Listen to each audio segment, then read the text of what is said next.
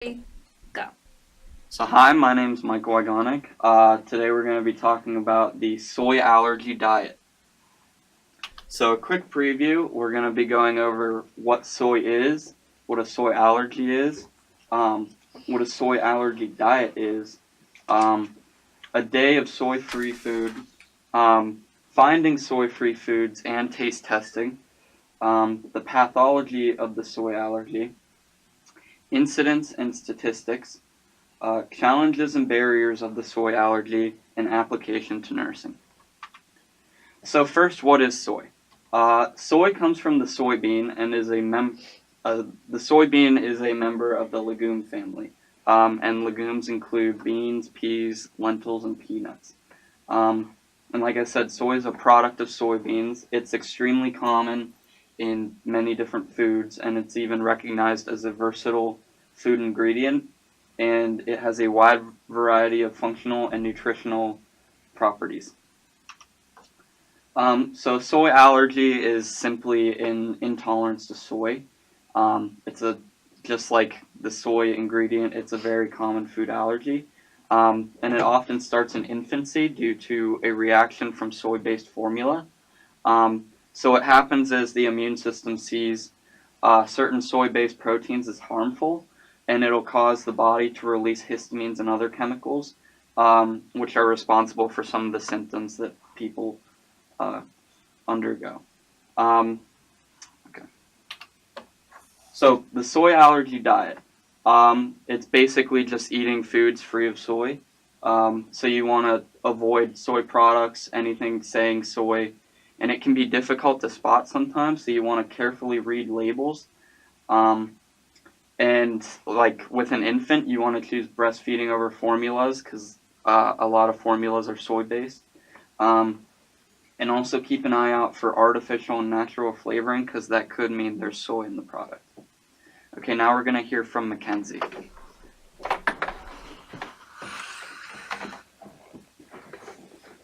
Okay, so I'm Mackenzie Neill, and I will be talking about the potential meals that someone with a soy allergy could have. So some breakfast ideas would be 2 rice cakes with peanut butter and jam with a glass of orange juice, bran flake cereal with skim milk, blueberries, and a glass of orange juice, scrambled eggs with toast and butter and a glass of skim milk, or pancakes with maple syrup, strawberries, and a glass of orange juice, and then any of the berries you could switch out with any other type of fruit that you like. So next, some snacks. Celery with peanut butter and raisins, although a lot of people with soy allergies may also have a peanut allergy, so if that's the case, then you should avoid celery with peanut butter and raisins. But some other options would be low-fat fruit yogurt, whole wheat bagel with almond butter, an orange and a low-fat granola bar, an orange and low-fat yogurt, or air-popped popcorn and an apple. So next is some lunch and dinner options. So you could have a black bean quesadilla with a salad of romaine lettuce, mushrooms, red peppers, green olives, and a vinaigrette dressing. Roasted fish with feta crust, stir-fried spinach with olive oil and garlic, and couscous. Lemon gremolata fish, steamed green beans, and cooked quinoa, or marsala chicken, brown rice, and steamed broccoli. And then last is dessert. You could have something like sugar-free applesauce, ice cream, homemade chocolate chip cookies, low-fat chocolate cake, or honeydew or cantaloupe. So next is Jade. Alright. Yo, what's good? Feast up. Okay. Move, Mario. You're good. So, the pancakes. They were kind of hard to find in the store, for me at least, because I don't go to the store very often. I'm a hermit crab. And I was holding like 5 boxes at once. It's like I was Aunt Jemima's son or something like that. But despite hard being found in the store, pretty cheap. 1 box can make 1,000 pancakes, and it's like $5, less than $5. So thank God my wallet didn't take a hit. Easy to make for expert chefs or adequate chefs, not me, obviously, because some people complained that it was a little thin. Well, that's okay. Some people like thin pancakes.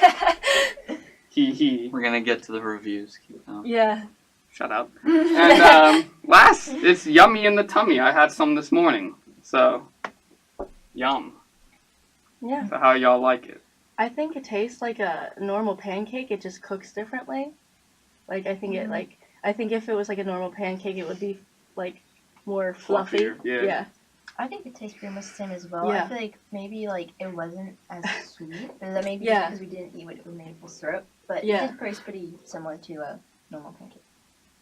I enjoyed it. I didn't think it was bad. It was pretty good. It tasted like a normal pancake. Like they said, a little bit thinner than Yeah. a normal, like what I'm used to, but pretty Yeah, I agree. If anything, it was like maybe like a little bit more like rubbery than Yes. fluffy. Yes. Yeah. If I was doing a blindfold challenge and I was fed that, I'd be able to tell it was a pancake, a burnt pancake. Yeah. I enjoyed it. The textures are something to get used to, though. Yeah. All right, go. Thank you, Jade. All right, next we have Olivia. Okay, so I'll be talking about the pathology of the soy allergy. So, like Mike said, it's caused by a soy protein intolerance, and often it's seen in infancy or toddlerhood. So this is because they usually have an allergic reaction younger than 3, like I say there. Like he said, a lot of formulas do contain soy, and it's hard to find a soy-free formula. And then also, if they get past that point, there's a lot of foods that do contain soy, so when you're introducing your child to food, they can have an allergic reaction. And then most kids actually grow out of it around age 10, but it can last into adulthood. So doctors also look for risk factors besides allergic reactions, and these risk factors can help prevent a possible allergic reaction in the future. So they look at family history often, and so they look at the family history of allergies other than food-related allergies like hay fever, eczema, stuff like that. Age, the main demographic, as I expressed earlier, is children, so they look at the age, and that's a huge risk factor for children.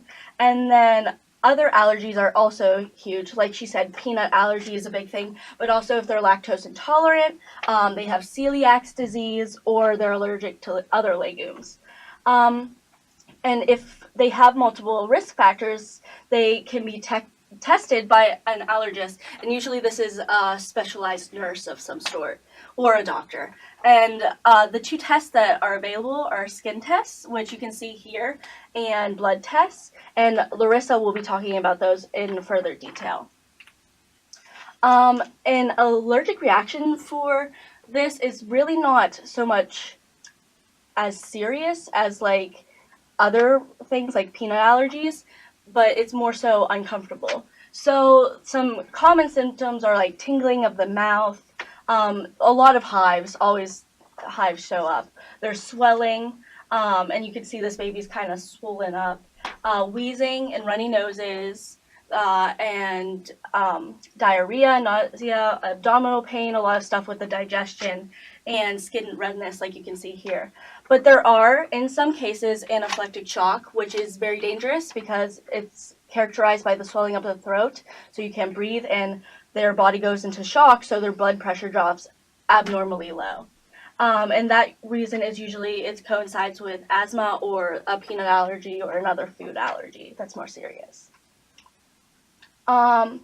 This allergy, like I referred to earlier, can be comorbid with other issues. Like I said, the hay fever, asthma, some smaller stuff like constipation, but some of the bigger things it can coincide with is angioedema, which is edema of the tissues in your skin, like the deep tissues and the mucus lining.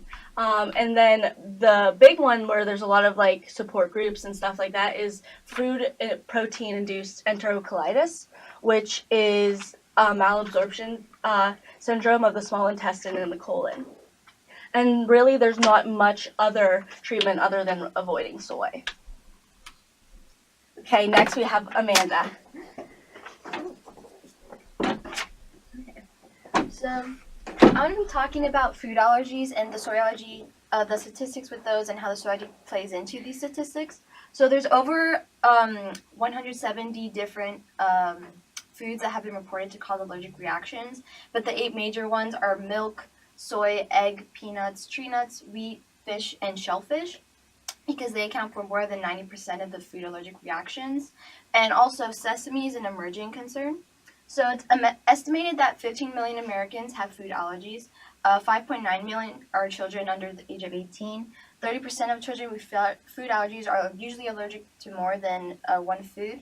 And at least 15% of food allergies are first diagnosed in adulthood because maybe they don't catch it when they're a child. And also, the prevalence of food allergy in children has increased by 50% between 1997 and 2011. So, food allergy reactions send someone to the ER every 3 minutes. 200,000 people require emergency medical care for allergic reactions from food each year. And 40% of children with food allergies have experienced a severe allergic reaction. And more than 50% of school-age children with food allergies have had a reaction while they are at school. And caring for food allergic children takes a toll on the family because it does cost a lot for someone to take care of them due to the specialized foods they have to get. And so it can cost U.S. families nearly $25 billion annually. And also 1 in 3 children with a food allergy end up being bullied due to that allergy. So the way that soy allergy plays into this, though it is one of the 8 most common allergies, it's one of the least of those 8 common ones because when I was trying to do research, there wasn't many statistics about it. And I think the biggest reason for that is, as Olivia said, it's most prevalent in babies and children. And also, approximately 0.4% of American children have a soy allergy. And as she also said, they outgrow them by the age of 10. So it usually goes away, so there's not many people that have it. And as she also said, soy allergies don't usually cause very severe reactions, but so there's only a small number of fatal allergic reactions that have been reported for soy. But usually with these fatal reactions, it's because they had additional peanut allergy or asthma that came along with it. So now I'm gonna be introducing Mario.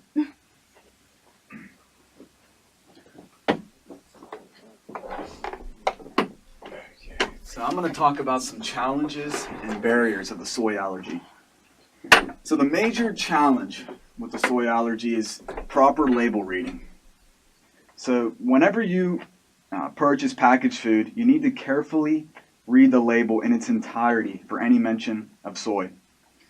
Sometimes soy can have different names or can be hidden as an ingredient within a manufactured food. So it can hide in chewing gum, infant formula, mayonnaise, I've read about margarine, and even certain medications. And some alternate names for soy where it can also hide is in certain Asian foods as listed above. One thing to be very cautious with soy is imported foods. All Asian foods, as I mentioned before, are off limits because they all contain soy, or even if you ask for no soy in the food, they're still most likely going to be contaminated with soy from certain utensils and items in the kitchen.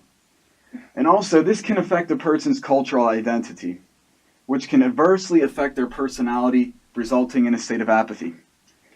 However, though, in the United States, Canada, and the European Union, we are safe. All food items, packaged food items, I should say, should be listed with may contain soy on the package.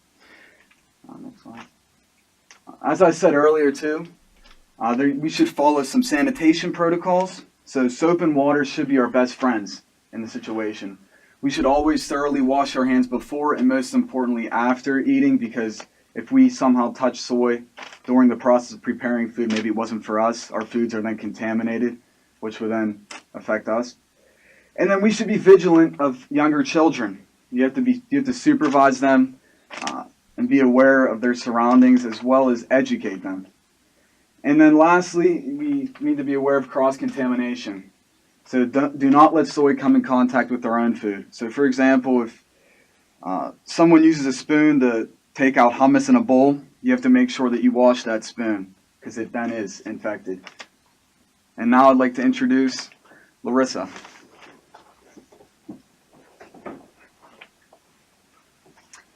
Okay, so my name is Larissa, as Mario so nicely introduced me. I'm going to be talking about our role as future nurses. How will we be involved with people with food allergies, and more specifically, soy? So, the nurse's role with food allergies like soy, according to Professor Shetinkaya, PhD in pediatric nursing, the key role of a nurse is to, quote, provide consultancy, information, and trust and security. A nurse provides information for the child, the youth, and their families, end quote. This includes informing the patient and their family on the allergy, its severity on the body, and how they can manage further reactions. The nurse can also, quote, with a feasible plan, cover patients' lack of knowledge of the succeeding tips in achieving a final diagnosis, end quote, which we will further discuss at this time. So, how do we, as future nurses, help diagnose these patients with a soy allergy? Skin prick and blood tests are done by injecting a very small amount of the soy allergen into the skin or by withdrawing blood to test to see if the patient has any immunoglobulin E antibodies, which is the specific antibody that the body produces in reaction to soy or its other legume counterparts. So I don't know if any of you have ever gone through allergy testing, but I have been tested for allergies I think 3 times in my life, and my first time I was 6 or 7 years old. So I know personally that the nurses that were the ones actually injecting it into me, you have to be there for your patient. You need to walk them through it. You need to explain everything, because as a little kid, I didn't understand why I had to get 70 pricks in one arm, and I hated every second of it. So as nurses, we are going to have to deal with a lot of children specifically, so that's something we need to consider. Also, according to the same doctor, many people prove to be positive to soy in their allergic tests, but that doesn't always mean that they have a soy allergy specifically. So some other things that may trigger a soy reaction in the test is also grass pollen, and then it's other legumes like peanuts and stuff. So the patient needs to make sure that they have enough evidence from the food itself specifically before they can really diagnose that soy is the true problem. So she further explained that by, quote, the possibility of the skin test to indicate food allergy in a patient is less than 50%, but the possibility of a negative food allergy result is 95%. So if skin or blood testing fails, the oral food challenge is usually conducted. This method is a little bit more risky because it actually involves the patient eating what triggers them. So this really has to be monitored by a physician as it happens. So according to the American College of Allergy, Asthma, and Immunology, quote, under medical supervision, the person being tested will eat small amounts of an item containing soy to see whether these symptoms develop or persist. A soy allergy can also help be diagnosed by the symptoms of the patient, of course, as Olivia already previously mentioned, like mouth irritation, skin rashes, hives, digestive issues, things like that. The elimination method is also a way to determine whether a soy allergy is evident, and the person can pretty much do that themselves by eliminating soy from their diet for a certain amount of time to see whether their symptoms persist. So next slide, please. Okay, so how do we as nurses help our patients manage and treat their symptoms? As of right now, as Olivia also already previously mentioned, the only true treatment for food allergies in general, like soy, are to totally eliminate the foods that cause the symptoms and adverse reactions. So the nurse must explain to the patient what they can and cannot eat, which is usually easiest by giving examples of meals and foods the patient may consume, as Mackenzie mentioned with the meal plan for the day. So Dr. Sitinkaya also warns us, however, that, quote, the elimination diets may lead to malnutrition and nutrition eating disorders. Thus, great care must be taken in this matter, and proper nutrient must be replaced. Patients affected by a soy allergy and the people around them must be able to read food labels and take these precautionary measures to make sure what the patient consumes is not going to cause reactions. So as Maury also mentioned, You need to be able to know what you're looking for in a food label because sometimes soy can hide. Food companies today are required by the Food Allergen Labeling and Consumer Protection Act passed in 2006 to put on their labels any possible food allergen or any possible way that the food may have come in contact with an allergen. It is important for the nurse to make sure that the patient and their family knows what exactly they are looking for. Another way a nurse can help those affected by a soy allergy is for them to keep a food diary. This may be more common in the actual diagnosis process. However, it might also make the patient feel like they have a little bit more autonomy and control over what they are eating and what they're not, and it can also help them begin to visualize what they can and cannot eat if they keep document of it. Nurses also need to make sure that their patients make sure that everybody around them knows that they have this allergy. So kids in school, the principals, cafeteria workers, things like that, they all need to know that that child cannot come in contact with things like that. The American College of Allergy, Asthma, and Immunology also explains that, quote, it has been estimated that food allergy and anaphylaxis alliance in the U.S. is responsible for 200 deaths and 2,000 hospitalizations per year. So it's very important that we take food allergies very seriously. Okay. So in conclusion, a soy allergy, while it may not be as common as other food allergies, it can still affect the patient and the people around them physically and emotionally. As nurses, we need to understand what soy is, how to eliminate it from a diet, the diagnosis process and how we will be involved in that, and how we as nurses play a critical role in being a teacher and an advocate of the patients through their struggles. Nurses need to empower the patient and the people around them. They need to make sure that while we are keeping our patients safe, we are also making sure that they do not feel insecure or upset about their limitations. Thank you.